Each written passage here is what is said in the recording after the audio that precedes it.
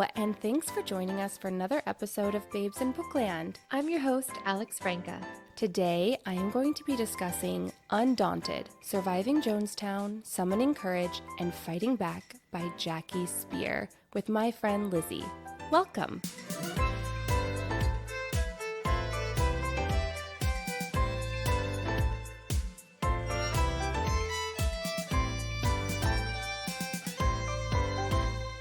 Hi, Lizzie. Hey, Alex. Thank you so much for being here. Thank you for having me. I'm so excited. And thank you for introducing me to this book. This was your suggestion, and I have to say I absolutely loved it. I'm so glad to hear that because it's one of my faves. So let's get into it. It was released in 2018. This was a first for me. There is no dedication in this book. I feel like it's dedicated to all of us. I think you're right. That's a really interesting point. But I think it also speaks to the type of person that Jackie Speier is, which is she's a very selfless person of the people. And I guess why single anybody out when you're right, it can be for everyone. I told you I love this book, but it was a difficult read at points. It's heartbreaking. I definitely teared up a few times. I knew about Jonestown just growing up, but I didn't know anything about the people who were there, the ones who were affected, especially Jackie was so extremely affected by it. She endured so much tragedy, and she also strived to always move forward, to always work hard for the American people, and to lean into joy and gratitude, and that's just incredibly inspiring. Yeah, I totally agree. She's a pioneer for women and women's rights, somebody that's completely dedicated and devout to her family, to her religious beliefs, and she's definitely, I think, the definition of someone that's an amazing role model. What comes to mind is she's kind of, I think the closest thing to a saint. There's really nothing that I can think of that's controversial about her. She seems like someone I would love to be friends with or love to be associated with. I would love to have a conversation with her. I feel like she would be understanding and tolerant of anything that I had to say. That's what's carried her entire career. In reading her book, you see the steps that she took and her forward trajectory and, her ups and her downs and how she used all of those to just literally propel herself forward for the greater good of others. She was about making life better for all of her constituents. And I think, unfortunately, not everybody serving our country in politics shares the same values that she does. It feels like she's a rarity these days. She is a rare gem, 100%. Yeah, but this book was incredible. Her writing was amazing and profound and poignant and inspiring. And let's get further into it. Let's do it. So we're going to start with the quick topics. Jackie's family are Armenian immigrants, and I realized I never took the time to learn about the Armenian genocide. That's why her family came to America. And so this is from yale.edu. It's just a very, very quick snippet of how it came about. It started in early 1915 in the Ottoman Empire during World War I. Inspired by rabid nationalism and secret government orders, the Young Turk regime rounded up hundreds of Armenians and hanged many of them in the streets of Istanbul, drove the Armenians from their homes, and massacred them in such numbers that outside observers at the time described what was happening as a massacre like none other, or a massacre that changes the meaning of a massacre. Although we do not have reliable figures on the death toll, many historians accept that between 800,000 and 1 million people were killed, often in unspeakably cruel ways, or marched to their deaths in the deserts to the south. So there's a lot of political stuff associated with this, and it was like a really big deal that people actually called this a genocide because so many people said it wasn't a genocide. It is really sad with everything that's happened in history and everything that's happening in the world now that people deny things like genocide. It's clear. There's no other word for it, really. I mean, massacre, but genocide, it's an attempt to eradicate an entire type of people, religion of people or culture of people. That's a complete disregard for human life. Bringing awareness to it is the best thing that we can possibly be doing, is educating ourselves on the matter and, informing ourselves constantly. Yeah, definitely. So Jackie's mother is first-generation American, having lost most of her extended family in the genocide. And Jackie starts her book with this line: "Women are tough in my family. We've had to be." Okay, so another thing that I like to do is as I read these memoirs, I come across new words. So these are my new words Iconoclastic. And I feel like I've heard this word so often, but I never took the time. Maybe I was too embarrassed to actually look up what it means. Do you know what the word means? I never really thought of that word. Iconoclastic means characterized by an attack on cherished beliefs or institutions. The other word is caustic. Had you heard this word before? I had heard this word before. Mostly it sounds like the word toxic, and caustic is, well, in my understanding of what it is, I always thought of it as like a substance, like an abrasive substance of some kind. Yeah, that's exactly what it is. It's able to burn or corrode by chemical reaction, but it can also be a way of speech, sarcastic in a scathing or bitter way. It's good to know. It's good to keep yourself learning and informed. It's good to expand the vocab. Next quick topic. Jackie's birth name was actually Karen, which is the opposite of what we now associate with the name Karen. I think she's had a lot of foresight in her life, just like from a very, very young age. She was about 50 years ahead of the curve. She's ahead of her time for sure. I think it's really interesting that she was so adamant about not being a Karen. It just didn't feel right to her. Jackie decides to change her name to Jacqueline because she adored Jackie O. And she also, when she got confirmed, she chose the name Saint Jacqueline. And that's what she did. She took on her saint name. Okay. Jackie's mother sets a wonderful example for her, but also demands a strong work ethic from Jackie and her brother, and would often send them into the neighborhood selling things door to door. Jackie writes, "We'd walk up and down the streets in our neighborhood with these little clay or plastic containers holding a cactus, hoping to find a kind soul or an easy mark. On other occasions, we were ushered out with packets of seeds, homemade greeting cards, or any old thing Mom had crafted. I'd like to imagine she was nudging us into the greater world as a means of cultivating confidence, not merely to bring in $1 or $2. After all, it did take some semblance of courage and audacity to enable us to knock on strangers' doors, engage them in conversation, and try to make a deal." So I wondered, did you ever have to sell anything door to door? I did. I had to sell Girl Scout cookies and wrapping paper. I had to sell wrapping paper too.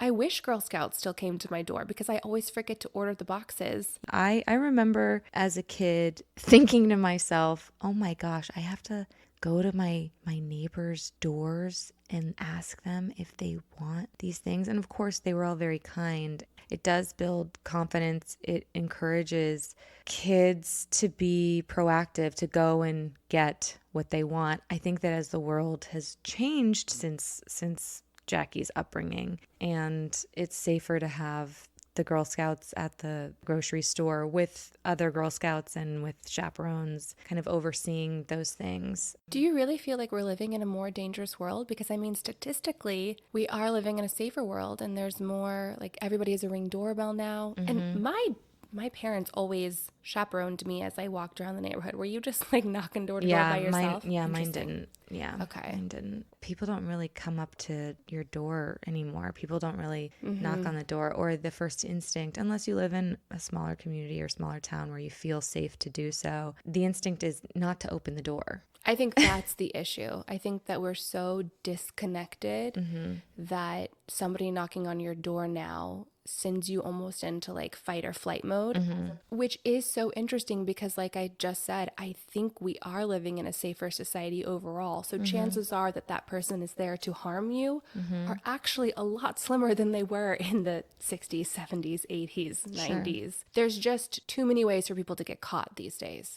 I think that with kids, it's really important to protect them and take every step and every measure to make sure that they're never in harm's way. Honestly, these days when someone knocks on my door, most of the time they're trying to sell me solar panels. So I meet the door with more annoyance than fear. It's a really interesting discussion that I feel like is almost a bigger discussion, because I do think we're being conditioned to be afraid of each other so that we don't connect. Yeah. I welcome the Girl Scouts. That's all I'm saying. We're here for the Girl Scouts and their cookies. Yeah, bring me all the cookies. Okay, let's dive deeper into Jackie Speier's Undaunted. You talked about this earlier. Her faith is very important to her, and her family is very important to her. Her mother and her father, she writes this about them. She writes, "Both were fluent in the value of hard work. They respected and understood each other on that level. Dad was charming and affable, whereas Mom was tough as nails. And the theme of women being tough will obviously come up a lot in her book. This is what Jackie says about her father. She writes, "My dad was sociable, charismatic, a happy warrior of sorts. She wasn't allowed to pursue ballet or Girl Scouts because both of her parents found them useless. But her father did enroll her and her brother in judo." She writes, "He was determined to imbue in me a hearty sense of self-reliance in a way he saw fit." And the theme of self-reliance will also come up very often in her memoir. She continues, "I knew the judo training was Dad's way of ensuring we would always be able to defend and take care of ourselves." Which I think is such a lovely sentiment from a father to a daughter, from a father to children. You worry about sending your little babies off into the world, and you want to make sure they can take care of themselves. Particularly when you expect them to go door to door selling cacti. Amen. And so, yeah, it's a good pairing, I would say. Yeah, I agree with that. She never used her skills on bullies or her would-be tormentors, but she did flip Stephen Colbert twice on his show after skateboarding with him. So yeah, don't mess with her. that's right. It did eventually come in handy. Okay, so she writes about really getting her work ethic from her mother. It was really explicitly instilled in her. She also holds two other family members in very high regard, her grandmother and her Aunt Toby. Grandma Speier was her, she writes, spiritual lodestar, so her North Star. Grandma Speier was a practicing Catholic. She starts attending church like her grandmother, and she finds great solace there. And Jackie also writes that her grandmother made everything an adventure. Don't you want to be the person that makes everything an adventure? To me, it's somebody who lives their life with curiosity, gratitude, and awe.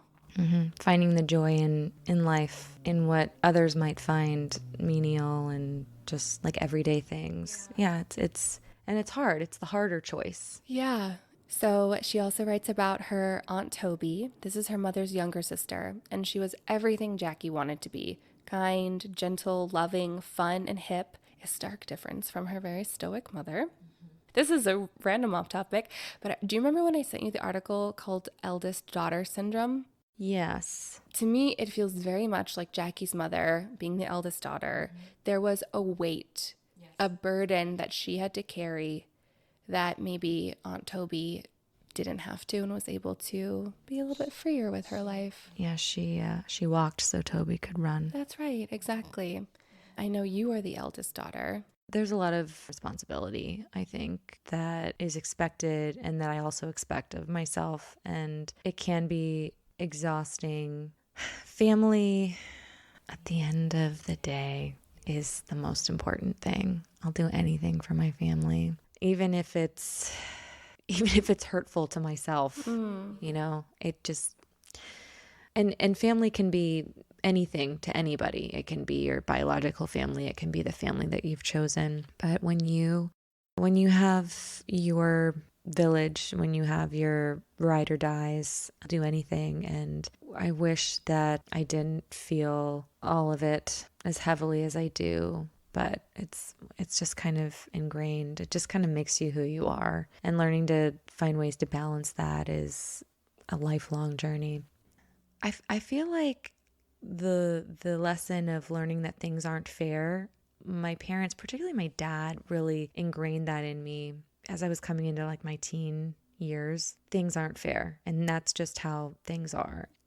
As you get older, your understanding of these things with more, breadth of knowledge and world experiences, it just means something different. So as long as you're reminded of that, you're able to kind of carry yourself through. You can cope. Yeah, it is. It is a coping mechanism. Sometimes you just realize tough shit. Yeah. It doesn't really break down to more than that. Yeah, no, it is a really important lesson to learn. I think you can acknowledge, yes, it's unfair. Yes, you can still have your feelings about it. I had a teacher in 6th grade, and she would constantly say to us, life's not fair, and then you die. I remember hearing that. And you know what? It was a very abrupt thing to be told by this very honestly sassy teacher. She also introduced me to Harry Potter, so I do really love her. She'll always hold a special place in my heart, but she's right. Life's not fair, so what are you going to do about it? And I feel like that's exactly what Jackie would say too. Yeah. So getting back to her, Jackie's family was very important to her, very influential in helping her become who she was, who she is. Another really big guide in her life was her Catholic faith. She asks her parents to attend the all-girls Catholic school Mercy, and she writes, "Not only did my parents agree to send me, they sold our house in South San Francisco and moved the family to Burlingame within walking distance of the school. This was my parents' way. They were not demonstrably loving, offering hugs and kisses or boxes tied up with bright bows, but if there was a way to help us achieve our goals, my parents were there to provide it." That's amazing. That's such a big sacrifice for her family. It is. It really is. I mean, and me being from the Bay Area and knowing geographically what that all entails, thinking about Jackie and her desires, I mean, that speaks volumes. Yeah. You know, she also had a little brother, though. She doesn't really mention him during this part, but I'm like, I wonder what Eric... You know what? That's okay. There are a lot of really great schools along the peninsula That's right. of the Bay Area. He is just fine. The book's not about him. It's about her. That's right.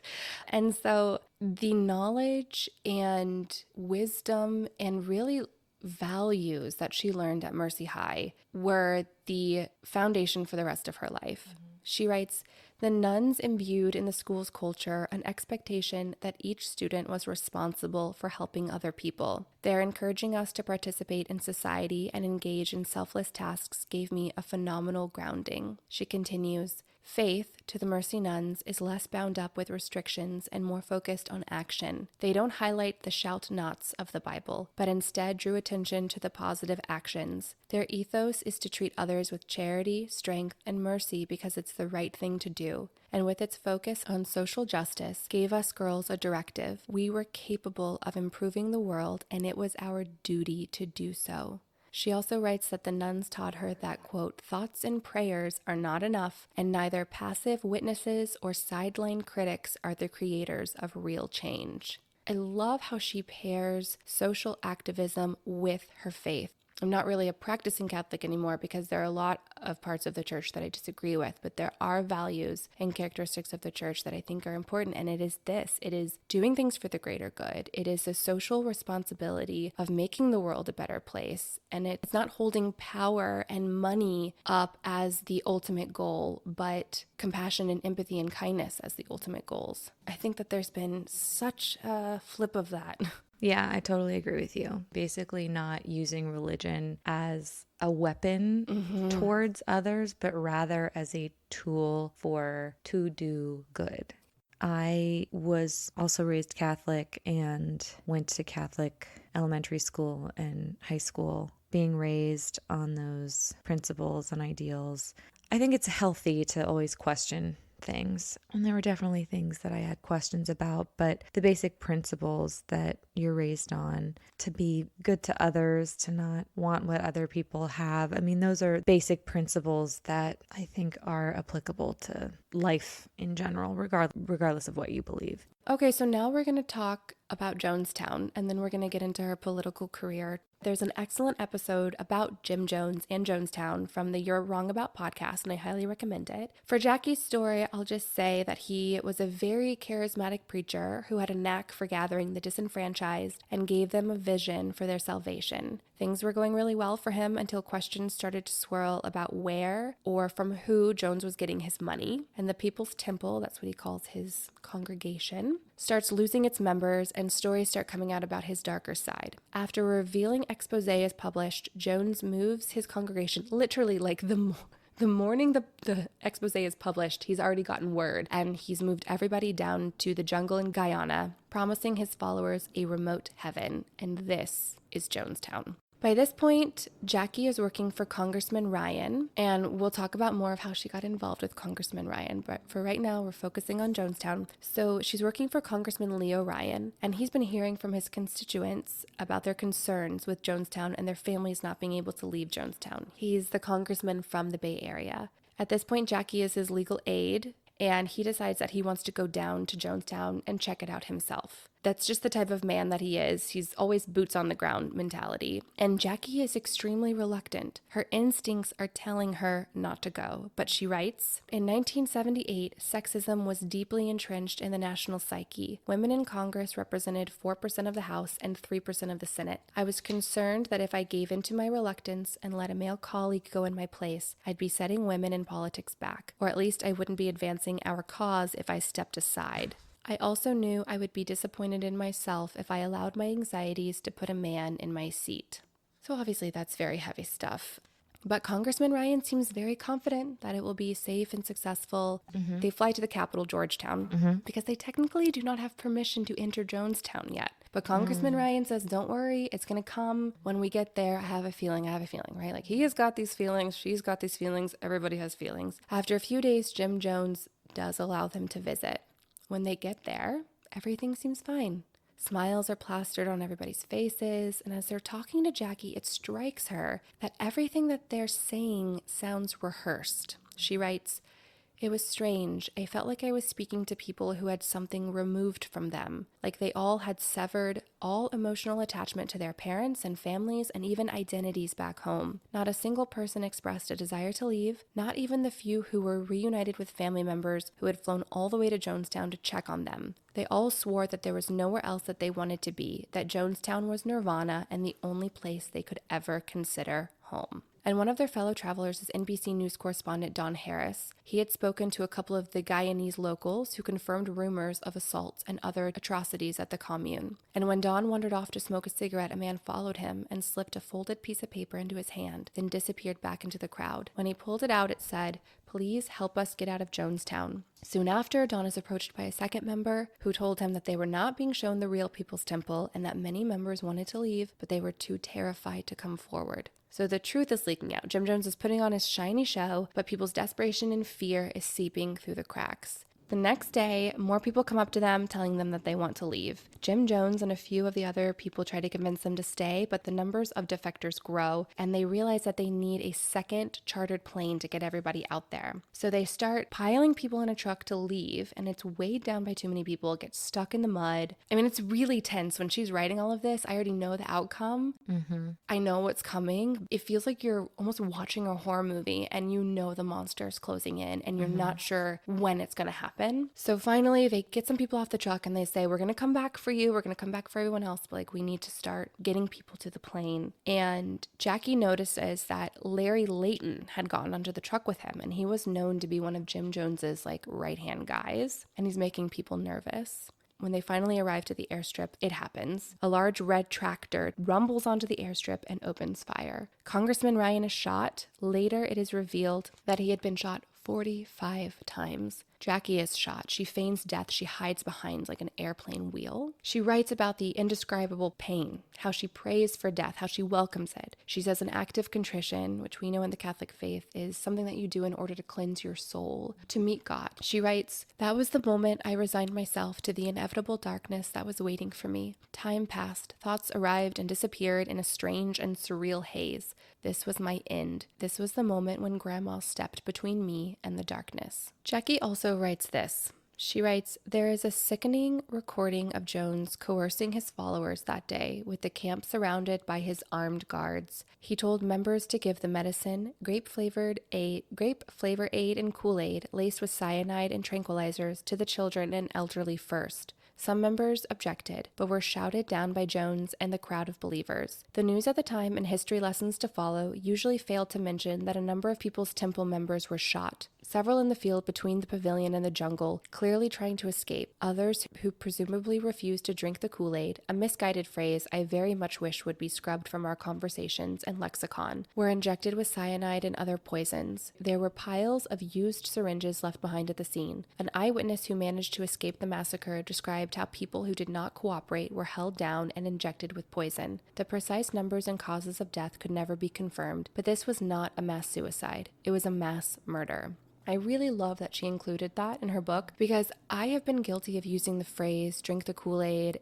Before I educated myself by reading Jackie's memoir, I did pass judgment that it was just a bunch of brainwashed people who thought that they were giving up their lives for this man's greater good, his mission. And so I think it's really important to know that distinction because people were murdered there that day. This was not a mass suicide, as it has been painted to be in history.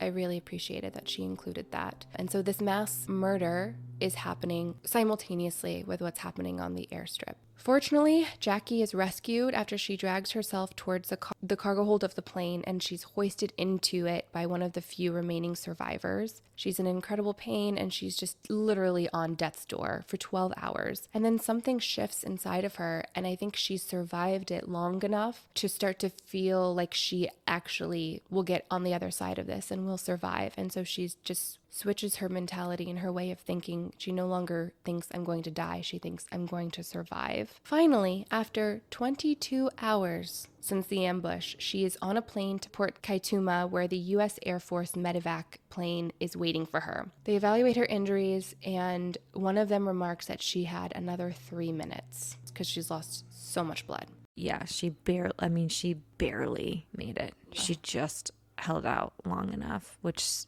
is a testament to her strength. As soon as they land at Andrews, she's taken into surgery, and she has bullet holes, major blood loss, and gas gangrene, which is essentially the death of body tissue. Later, she wonders, why didn't I die? Noting that biologically she should have. She writes, did I survive because of that kind of luck, coupled with the ferocious will to live, or was it part of a greater plan? I've come to believe that it's primarily the latter. It wasn't my time to die. After countless surgeries and rehabilitation, Jackie's physical body is as healed as it can be. But she writes, I vowed to myself to use my resulting intimate awareness of life's fragility to take risks, to live each day with a fearless urgency. The other option was to shutter my windows and lock my doors, emotionally and otherwise. But Grandma's courage coursed through my veins, and Leo Ryan had refused to succumb to terror or those who sought to wield it. I couldn't waste the blessing of being alive now, I felt so acutely by hiding away from the world. As desirable as that often admittedly seemed, that was not part of the plan. I had to take action, to do something, anything, so long as it got me to stand. I had to make every day worthwhile. I made that promise in Guyana. I was going to keep it. She's talking about a promise that she made to herself. If I survive, I promise to make the most out of what's remaining of my life. She continues, I refuse to be consumed by anxiety. People talk about survivor guilt or the self-hatred of the survivor. My belief that there is a larger plan at work, even if we're not privy to it, has saved me from those traps. It was not a mistake that my life had been spared. I didn't know why it happened, but I was ready to spend the rest of my days living up to that fate, choosing not to be stunted by my fear, not to spend any more time wallowing. I redirected my energy toward pulling together my first campaign run. She's going to run for the seat that has been left vacant by Congressman Ryan's death. There's definitely just an inherent strength to her, and I think so much of it stems from her faith. Because when you can put your faith in something so much bigger than yourself, it just broadens your perspective. Yeah, it helps you to see the bigger picture. I think it's incredible, her reaction to this. I think with a strong sense of self comes a strong sense of purpose. Move forward, not dwell. It's definitely the healthier way to live life. Absolutely. But it's not necessarily the easier way. But once you just kind of flip that switch in your brain, it becomes an inherent thing. It just is a behavior. But until you learn to do that, it can be really difficult. Clearly, Jackie is an extremely resilient woman. She continues to push through many more tragedies that will happen to her. But she writes, survival against unfathomable odds can make every day that follows swell with a renewed sense of purpose. I see that my baptism by gunfire guided me into the life I was meant to live, one of public service, one that would ignite the courage to make my voice heard, one that would carry with it a visceral appreciation for each day. She also writes, until we're tested, we never know how much we can handle. That day taught me that each of us is capable of far more than we might imagine. Not a lesson you really want to learn, but we are inspired every day by people who continue to wake up the morning after something terrible has happened. Their lives have changed dramatically. Mindfulness definitely brings an overwhelming awareness of other things, which can kind of, for the lack of a better term, kind of help us to get our heads out of our asses and just simply take a deep breath and kind of breathe in perspective, which it's so easy to lose grasp of that. Taking those moments to kind of reground yourself. It's important because there's so much to be grateful for. There's also a lot of hard stuff too. There's a lot of really, really hard stuff. Things that are going on in our personal lives, things that are going on in the world, but taking those moments to be one with yourself and mindful of everything around you. I spoke on this earlier about Jackie, like her sense of self is really, really strong, and it's helped her to get through and overcome all of the adversity in her life and to move forward and on like a forward trajectory always. And it's so admirable. Yeah, it is. It's really inspiring. And let's talk a little bit more about the adversity and the tragedies that she had to overcome.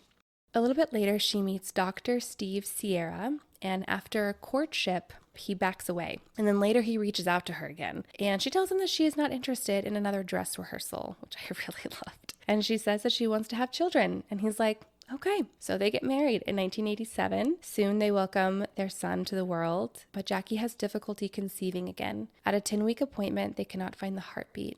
She writes that her husband Steve says, "We'll try again." And she continues, "When people say you can try again, I appreciate that it's an attempt at offering solace, but it feels like a dagger. It accentuates that the life that could have been did not survive. It's not a disposable thing. It's not a venture that you have an opportunity to redo. The grief I felt was crippling. I was so lucky to have Steve and Jackson, her son, to keep my spirits up, while work gave me the reasons I needed to get out of bed."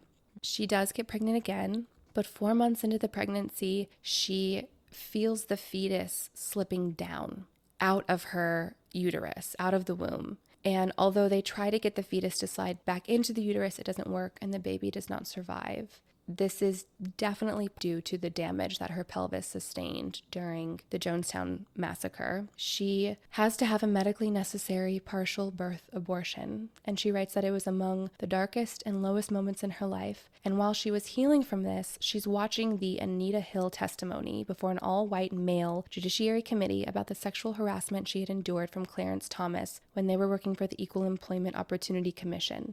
She writes, "That moment felt like a clarion call. I was still raw from my personal loss, and I was furious at the way women were asked to endure so much to put up with unfair treatment and insufficient laws to support our needs, yet were given such little support. I immediately got to work ramping up my campaign to ensure safe work environments free of unwanted sexual advances." So again, she's just throwing herself into work advocacy. She and Steve decide to adopt, and they're able to adopt a baby boy. But when Austin is just a few weeks old, Jackie gets a phone call that his birth mother wants him back, as was well within her rights, because in California, the birth mother had 180 days to change her mind. This was heart-wrenching for her, but in true Jackie fashion, she turns her tragedy into something better. She later passed legislation that changed the law from 180 days to 120 days. It's just thing after thing after thing, but she continues to use her moments of pain to be proactive. Unfortunately, her tragedies do not stop there. She does become pregnant again, and it's during her pregnancy that her husband Steve is actually in a fatal car accident. She succumbs to grief, struggles with financial decisions that Steve made, and is just truly not doing well. And she writes, "After a few months, my dad sat me down in my bedroom and asked how I was doing. The dam holding back my grief collapsed. I told him I didn't want to go on. I didn't know how I was going to manage. He had always encouraged me to stand up for myself and to carry on, no matter the obstacle before me. And in a rare showing of German stoic insistence, looked at me in the eyes and said, 'Jackie, get over it. It's been 3 months.'" She's outraged. She yells at him. They don't speak for weeks. But she also writes that somewhere deep down inside, she knew that he was right. She writes, "I needed to reflect strength and hope to my 5-year-old son. I had to pick him up from kindergarten with love to give.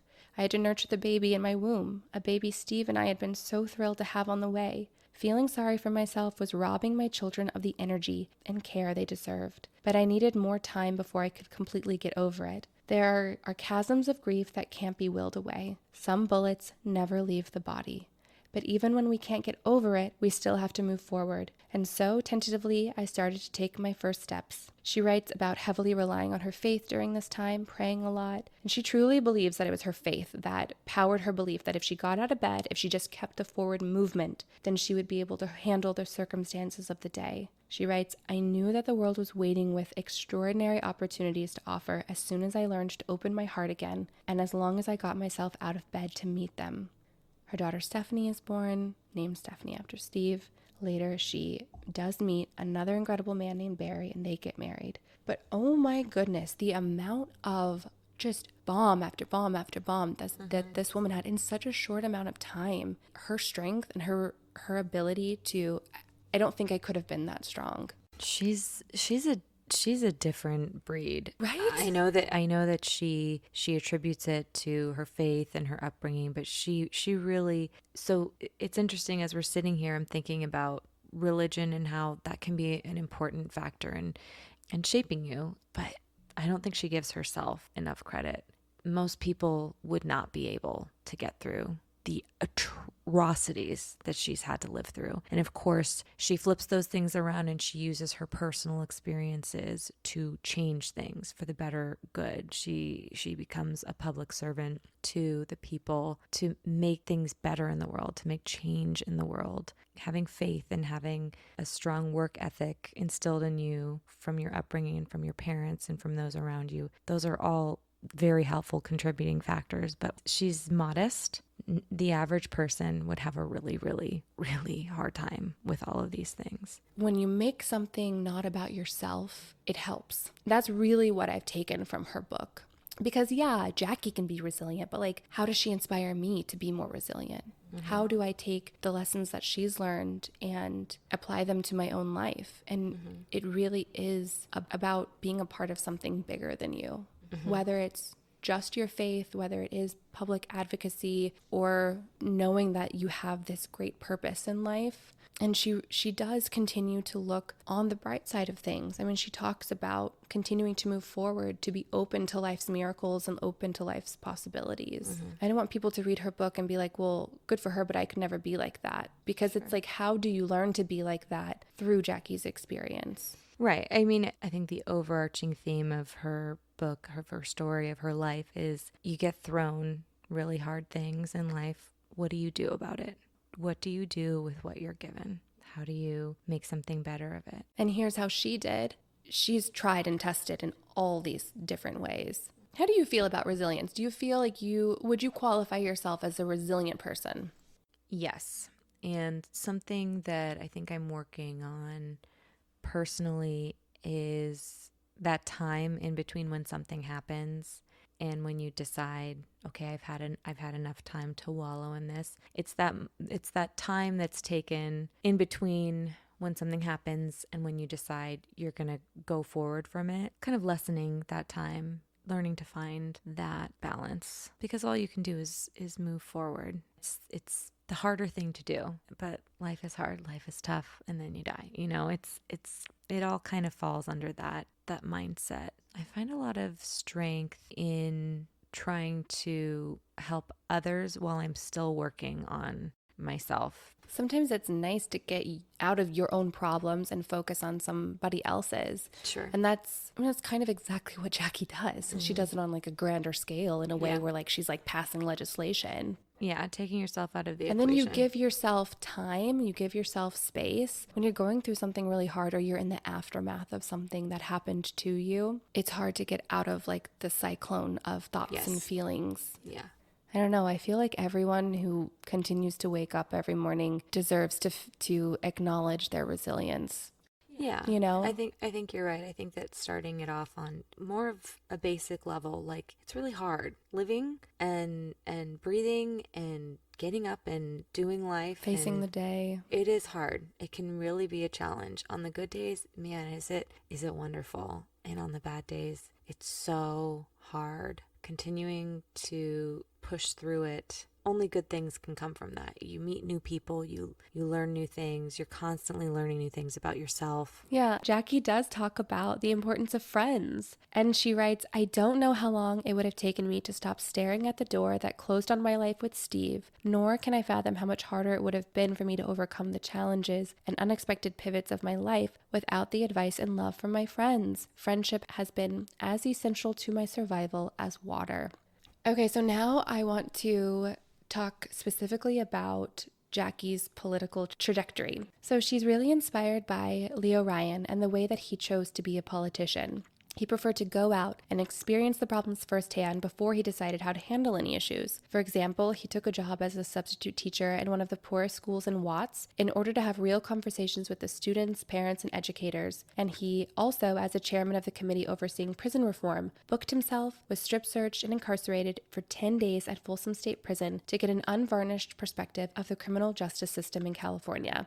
Okay, so we spoke about this earlier, but after Jonestown, and though she is barely healed, barely, she's like 3 months from recovery, she makes a decision to run for the seat that Congressman Ryan's death has left vacant. And she runs with the slogan, "Keep courage in Congress." She ends up not winning, but it sparks a fire in her, and she writes, "Running for office forced me to look beyond myself, to campaign, socialize, make my opinions heard, and to prove to myself and everybody else that I was not a victim. I felt duty-bound to my promise to devote myself to public service, but I also genuinely hope to carry forward Congressman Ryan's legacy." So she really feels that she has finally found her purpose. Later, she's elected to the County Board of Supervisors. At the time, she's the youngest person ever. And she writes, "I've had a paperweight on my desk for decades that reads, 'What would you attempt to do if you knew you could not fail?' If I had not lost the race for Congress, I never would have been prepared to run for county supervisor. I felt like I had been chosen to deliver a new energy and perspective to what was essentially a board of older men. In the race for Ryan's seat, I was fueled by wild determination and a desperate need for distraction. But from that moment I was sworn in as a supervisor, I finally felt like I could move forward in my life with confidence and build my own legislative record." So she's finding her own agency. But I'm wondering, Lizzie,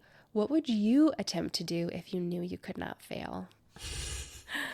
It's probably because I'm staring at your pool right now, but I would run around in a bathing suit and try and do flips in the air. I don't know. There's something about like feeling completely free and not self-conscious, being able to literally throw yourself out there, do flips in the air, even though I can't.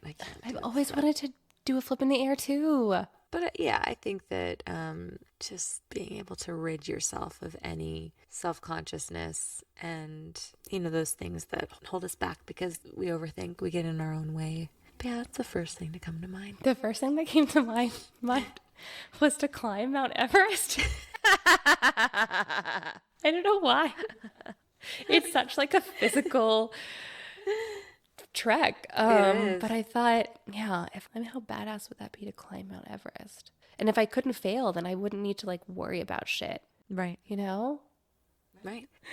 So not quite what I think Jackie meant by it, but it's a really good question to ask yourself, because then you ask yourself, well, wait, what does failure mean? Or why am I afraid of failing? Mm-hmm. And it reframes what the definition of failure is. Yeah. Okay, so throughout Jackie's very prolific political career, she has a lot of accomplishments.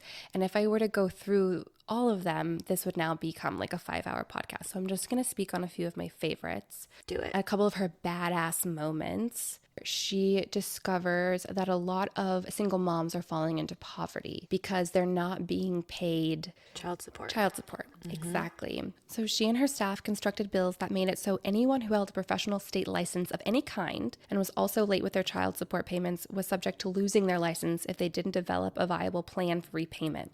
She writes, "The first person who got nailed on a professional license was a doctor in San Diego who had over $100,000 in back payments. He hadn't bothered to support his children's upbringing until his own livelihood was threatened. Then he cared. In the first decade of the bill, the DMV sent out 403,000 notices to drivers saying they were going to lose their license. Half of those drivers paid what they owed immediately. Approximately 144,000 paid eventually, and roughly 66,000 lost their licenses. Primary caregivers collected over $400 million in delinquent court-ordered payments, helping thousands of mothers and families escape poverty." It's really disheartening that there are people out there who will not do the right thing unless forced to, but I'm so glad that Jackie and her team came up with a creative solution to solve this problem. Mm-hmm. There's another really badass moment where she writes about a bill that would ban assault weapons in California, and one of her Republican colleagues who was against the bill interrupts her as she's making her statement and says, "Miss Speier, I have a question for you. Have you ever shot an assault weapon?" She writes, "He did little to hide his condescension as he repeated, 'Have you ever shot one?' 'No, Assemblyman,' I responded." And I doubt Jackie was this sassy, but I'm about to get real sassy with this. Go on. But let me ask you a question.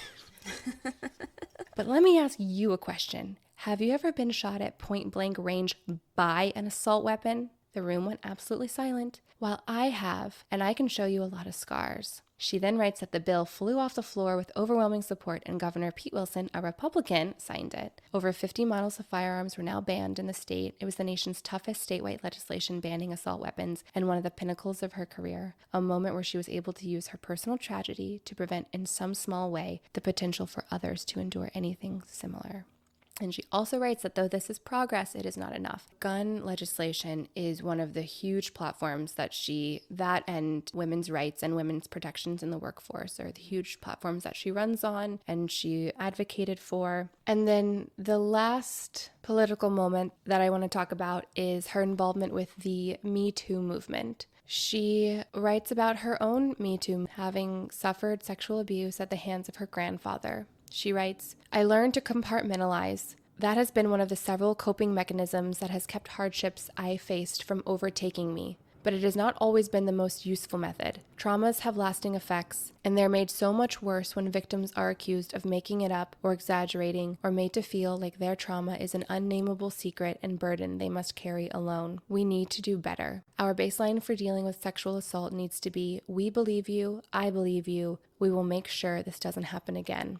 She writes about paralysis that she experienced after being violated, and that she shoved it aside because she was afraid that it was too late to say or do anything about it. She was hindered by shame that she was unable to escape the situation or stand up for herself, and she relentlessly questioned if it was her own fault, if she somehow provoked it. I love that she includes this because I feel like it's a peek into the mindset of women, and it's such a wonderfully articulated reasoning for why women do not speak up about sexual assault after they're sexually assaulted, abused, or raped. That's like always the answer that people have, right? Well, why didn't you talk about this sooner? Why didn't you talk about this earlier? And unless you've experienced yourself, which so many men just haven't, they can't comprehend the reasons for why women don't come forward. She puts her own Me Too video on social media about her experience of being groped by the chief of staff back in the 70s. A lot of people respond to that story. She writes, there is so much more work to be done, but that first crucial step, coming forward and breaking the silence, has created reverberations that are as deafening as they are gratifying. What I love about Jackie Speier and the way that she shares with us all of her experiences, both good and bad, is that by sharing those things with us, it allows us to not only potentially share our vulnerable moments, but to reflect on them. And the way that she wrote about her personal experiences and why the Me Too movement was important to her really made me realize that there were things about my own life, things that I was able to reflect on that didn't seem like a big deal, but because of the way that she framed them, made me realize that while not as intensely betrayed as she was, and of course this isn't about comparing, because something that you may think is benign and really not that big of a deal, when you close your eyes and you reflect back on that moment, it sticks with you in that way because it was a big deal.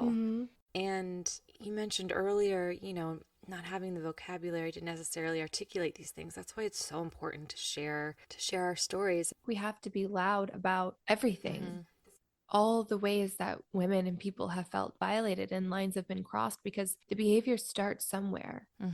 And it grows when there is no pushback and no consequence. And so I feel like that's collectively what we're doing as a community of women, as a society, saying the line in the sand is way further away from where some people thought it was. And we're going to be loud about it now. And then there are two last quotes that I would like to read to you. She writes, we don't get to choose our formative moments.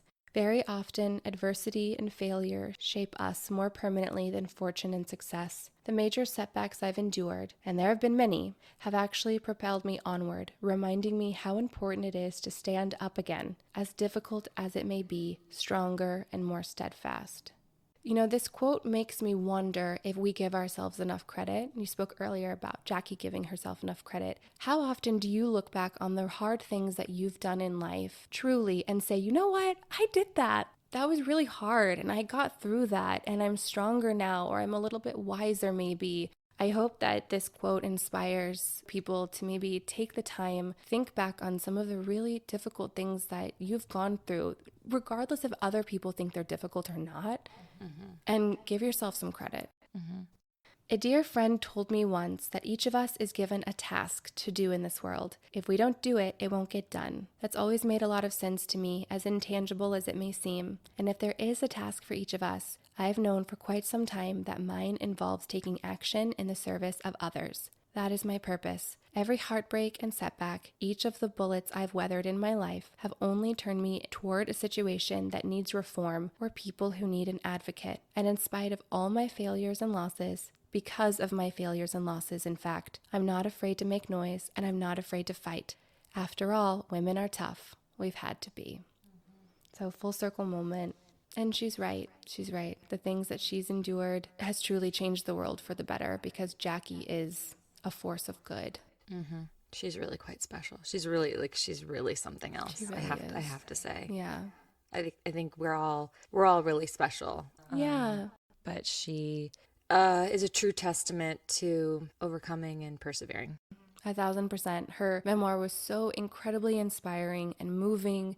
Thank you so much for introducing me to Jackie Speier. I am sad that she is no longer in Congress, but I hope that she inspires other people to follow in her footsteps. And I hope that she inspires all of those who read her memoir or listen to the podcast today to reflect on the ways that you have been resilient in your life, and to reflect on your strengths, and to find your purpose and know that you can keep moving forward. Thank you so much for talking to me today, Lizzie, about Jackie Speier's Undaunted. I love you so much, and I can't wait to have you back soon. I love you too. Thanks for having me. Bye, everyone out there. Have a great week. Bye, bye, bye. Thanks for listening to Babes in Bookland. To access the full version of this episode, you can subscribe on Apple Podcasts or support us on Patreon. Visit babesinbookland.com for more information.